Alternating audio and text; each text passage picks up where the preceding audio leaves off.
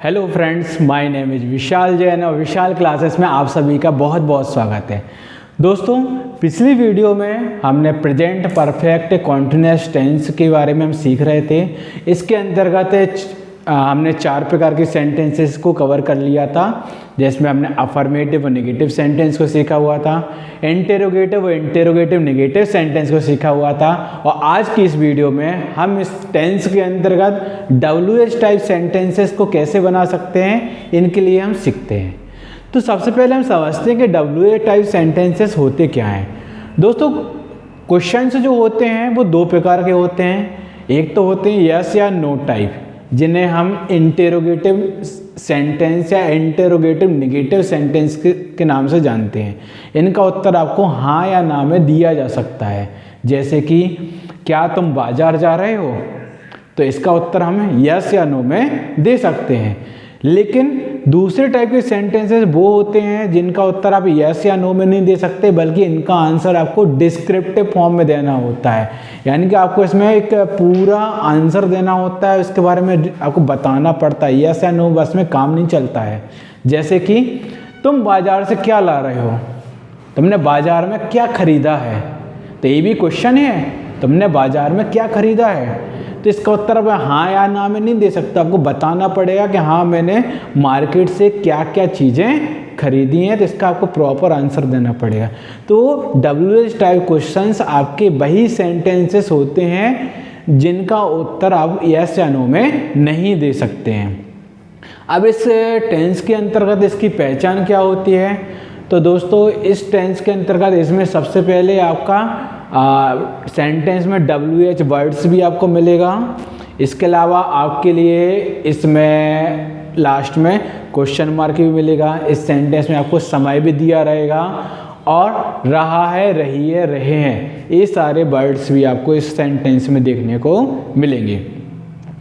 अब इसमें WH words कौन से होते हैं, तो WH वर्ड्स में आपके आ जाते हैं ये सारी चीज़ें, जैसे कि कब, क्या, कहाँ, क्यों, कौन सा और कैसे। ये सारे वर्ड्स आपके लिए सेंटेंस में देखने को मिल सकते हैं। तो इनके लिए इंग्लिश में क्या कहते हैं, तो कब के लिए इंग्लिश में कहते हैं व्हेन, क्या के लिए कहते हैं व्हाट, कहाँ के लिए कहते हैं वेयर, क्यों के लिए व्हाई, कौन सा के लिए विच और कैसे के लिए बोलते हैं हाउ।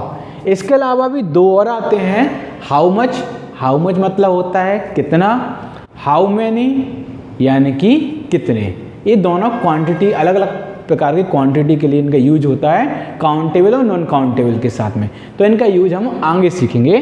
फिलहाल के लिए आपके इतने WH वर्ड्स दिए गए हैं।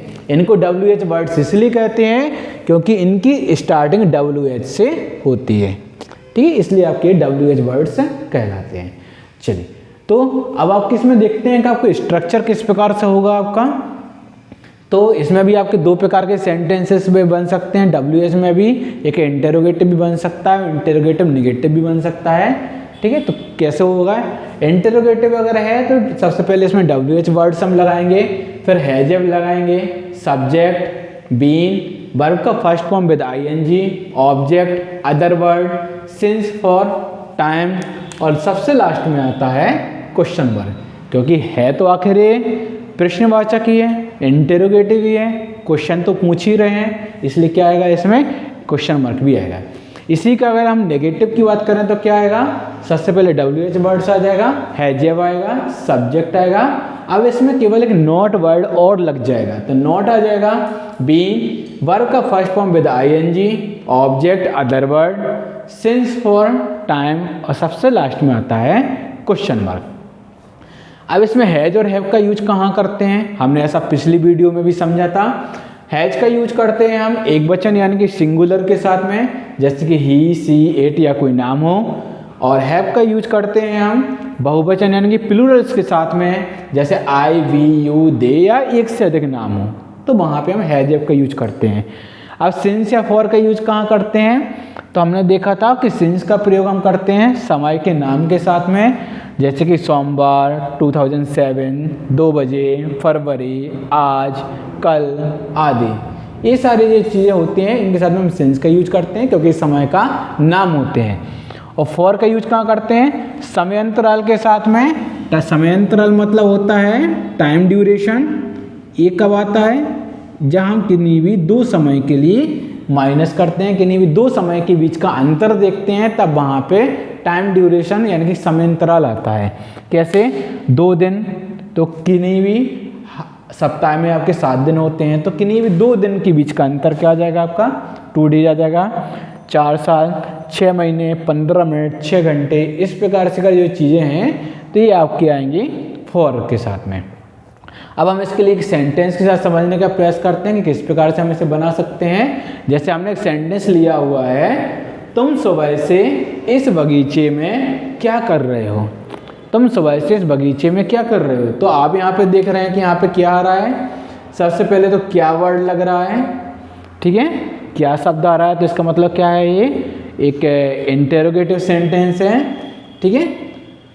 आपको इसमें क्वेश्चन पूछा जा रहा है, ठीक है। इसके अलावा आपने क्वेश्चन मार्क भी देख रहे हैं, यहाँ पे रहा है, रही है भी शब्द भी आ रहा है, और साथ में समय भी दिया है सुबह से, ठीक है।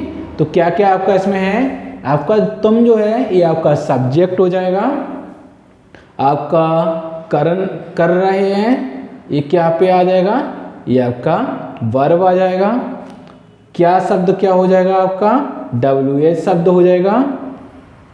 बगीचे में ये आपका क्या आएगा? इस बगीचे में ये आपका पूरा आ जाएगा, ऑब्जेक्ट आ जाएगा। फिर आपका आएगा अदर वर्ड, तो अदर वर्ड इसमें कहीं पे दिया नहीं गया है, और सुबह से ये आपका समय दिया है यानी कि टाइम दिया हुआ है, ठीक है। अब इसमें हमें क्या करने हैं? इसमें देखो दोस्तों कहीं पर भी नॉट तो आ नहीं रहा है, मतलब नेगेटिव तो कहीं भी नहीं शब्द का उपयोग तो हम कर नहीं रहे हैं, तो इसलिए हम क्या करेंगे? इस वाले स्ट्रक्चर का यूज नहीं करेंगे, हम इसके ऊपर वाला स्ट्रक्चर यूज करेंगे जिसमें कहीं पर भी नॉट शब्द का यूज नहीं है। तो सबसे पहले इसमें क्या लगाएंगे? WH वर्ड से लगाएंगे। WH वर्ड इसमें क्या आ रहा है? क्या, और क्या के लिए भी हमने देखा था, क्या के लिए हम इंग्लिश में क्या कहते हैं? वॉट मीन्स होता है क्या। तो सबसे पहले हम लगाएंगे इसमें वॉट। इसके बाद हम लगाते हैं हैज या हैव, तो ये हमारा लगता है सब्जेक्ट के अनुसार। सब्जेक्ट क्या है? तुम यानी कि यू, और यू क्या होता है? बहुवचन, प्लूरल होता है, इसलिए हम इसके साथ हैव का यूज करेंगे। तो यहाँ पे क्या आएगा?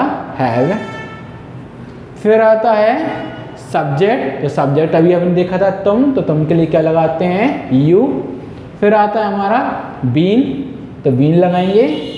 बीन के बाद आता है वर्ब का फर्स्ट फॉर्म विद ING, तो वर्ब है करना, तो करने के लिए बोलते हैं डू, तो क्या हो जाएगा? डू में ING लग जाएगा तो डूइंग।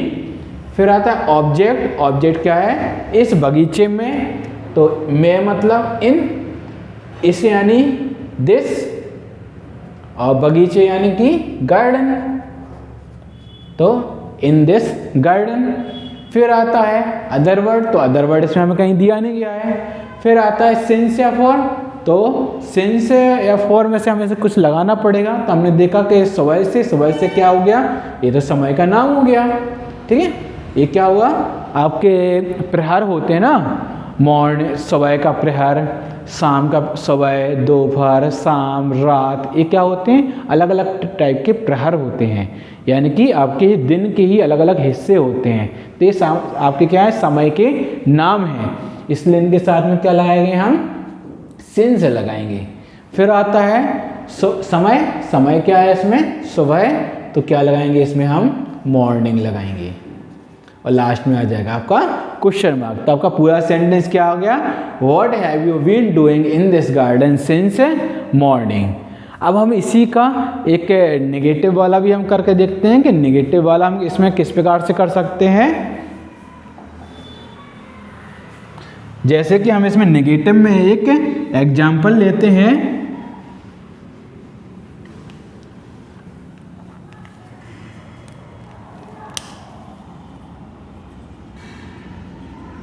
बच्चा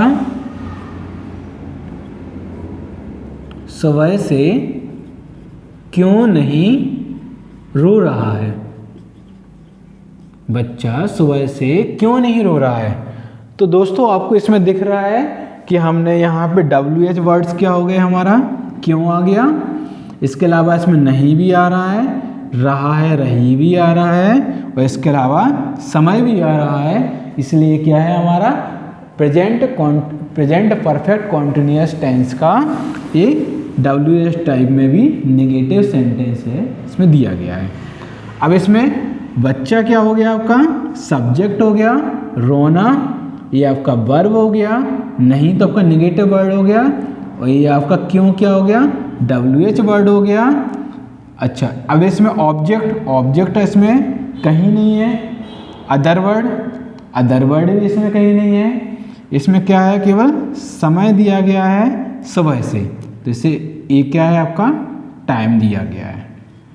अब हम इसे किस प्रकार से बनाएंगे, तो सबसे पहले हमें इसमें WH वर्ड से लगाने होते हैं। WH वर्ड से हमारा क्यों, और क्यों के लिए हम क्या कहते हैं, वाई कहते हैं। तो सबसे पहले हम इसमें लगाएंगे वाई। फिर आते हैं हम इसमें हैज या हैव लगाएंगे। तो बच्चा, एक ही बच्चे की बात कर रहा है, इसलिए क्या है सिंगुलर यानी एक बच्चन है, और एक बच्चन के साथ में हम हैज लगाते हैं, तो यहाँ पे लग जाएगा हैज। फिर आता है सब्जेक्ट बच्चा है, तो बच्चे के लिए क्या बोलते हैं, बेबी, ठीक है। फिर आता है आपका नॉट लग जाएगा, क्योंकि इसमें नहीं शब्द भी आ रहा है ना, तो क्या हो जाएगा नॉट।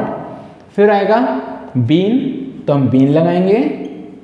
वर्ब का first form with ING, verb क्या है इसमें रोना, रोने के लिए इंग्लिश में कहते हैं क्राई, और क्राई में ING लग जाएगा, तो क्या हो जाएगा क्राइंग।